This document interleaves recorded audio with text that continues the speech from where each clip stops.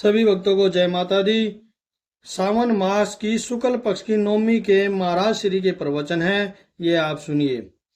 महाराज श्री कहते हैं, ज्योति स्वरूपा माँ ज्वाला जी की कृपा से आज शुक्ल पक्ष नवमी है। इस पावन नवमी के अवसर पर आप माँ भगवती के दरबार में पधारे हैं।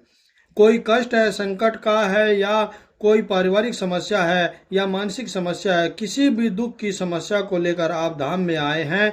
बड़ी श्रद्धा से आप भी भक्तों प्रार्थना करना, मैं भी प्रार्थना करूंगा। जो भगत श्रद्धा और विश्वास से माँ के दरबार में आया है, हे माँ इनकी मनोकामना पूर्ण करना।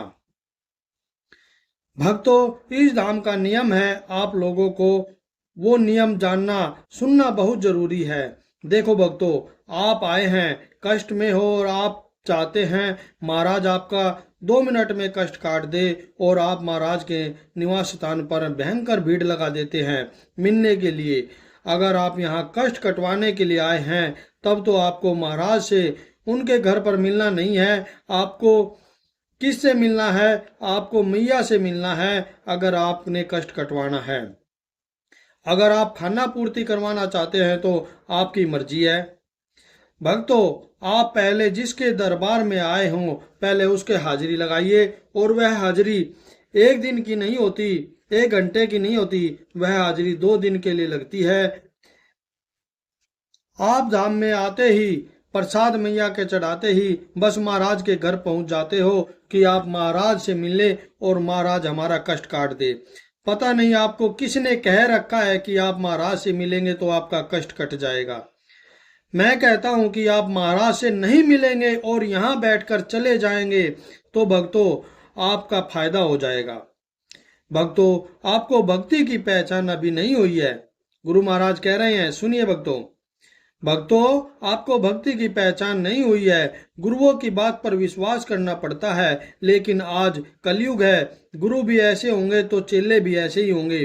गुरु चाहते हैं कि आप लोग यहाँ से ठीक होकर जाए, ताकि आप कहीं भी जाए तो आप वहाँ विश्वास के साथ, श्रद्धा के साथ कह सके, भगवान कहीं पर है तो वह मेरे गुरु धाम में है, वहां से मेरा कष्ट कटा है, तुम भी चलिए गुरु धाम में और तुम भी ठीक होकर आओगे। लेकिन आप तभी तो कहोगे जब आप ठीक होगे। इसलिए भाई मैं कहता हूं कि इस धाम की गरिमा को न तोड़ो, यहाँ की मर्यादा को खंडित मत करो।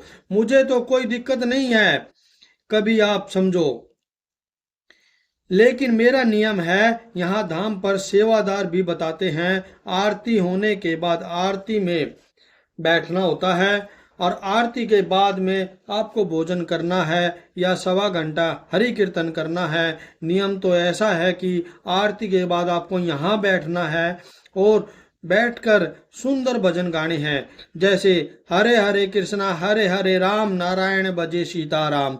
यहाँ हनुमान चालीसा भी कर सकते हो, दुर्गा बीज मंत्र का जाप कर सकते हो, ओम नमो शिवाय का नाम जाप कर सकते हो, ओम नमो भगवते वासुदेव का माला कर सकते हो। कम से कम मरीज तो नहीं कह सकते, नहीं कर सकते, लेकिन उसके साथ आए हुए लोग तो यहाँ बैठकर हरि कीर्तन और माला का जाप कर सकते हैं। आप 10 मिनट, 15 मिनट, आधा घंटा जाप करने के बाद आप खाना खाने के लिए जाइए और खाना खाने के बाद फिर आकर यहाँ बैठ जाइए। आप यहाँ आकर बैठेंगे तो और सुमरन करोगे तो मैया की आवाज मुझ तक जाएगी कि उठ खड़ा हो, चल भगत बुला रहे हैं और मैं भी आज यहाँ आ पहुंचूंगा। न तो आप भजन करते हैं और न मुझे भजन करने देते हैं। इलाज कौन करेगा? खाना पूर्ति ही होगी, फिर खाना पूर्ति होगी तो आप ठीक नहीं होगे और आप जाकर कहोगे वहां कुछ नहीं है। इसलिए भक्तों, आपसे प्रार्थना है, आप यहाँ बैठकर मैया के प्रार्थना लगाओगे श्रद्धा विश्वास से तो आपका 101% भला होगा।